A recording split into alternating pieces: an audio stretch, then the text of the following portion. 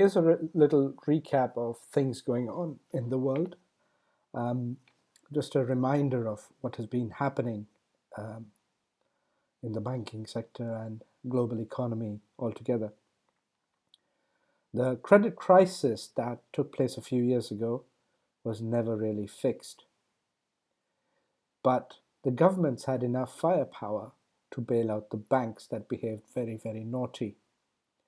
Along with the banks, the ones that were found themselves in trouble were the automakers, because next to a mortgage, the second biggest loan most people have is actually a car loan. And that entire market, the entire auto industry, depends on borrowing money. And also involved were insurers and eventually also pension funds that came into trouble because of the credit crunch. But in order to bail all these sectors out, the bailouts happened at the expense of the taxpayer. That's ultimately the main source of revenue of any government, is the taxpayer, you and me. So now we are in a situation where the governments have run out of firepower.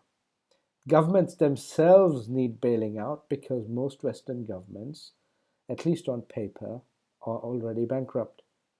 It may not seem like that the way they carry on business and pretend as if things are fine, but on paper, most major governments in the world are already bankrupt. That includes actually China and India, who are heavily in debt to their own people by borrowing from their own people in bonds and by misinvesting huge amounts of assets.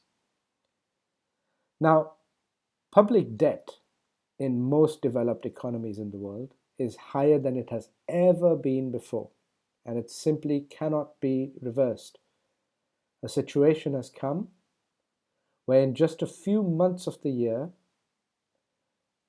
the interest payable alone is where most of the government expenditure goes.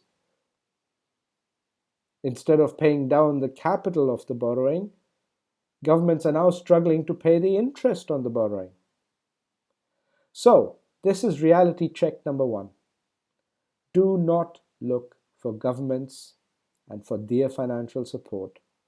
Make your own arrangements and do it quickly. Please watch the next video.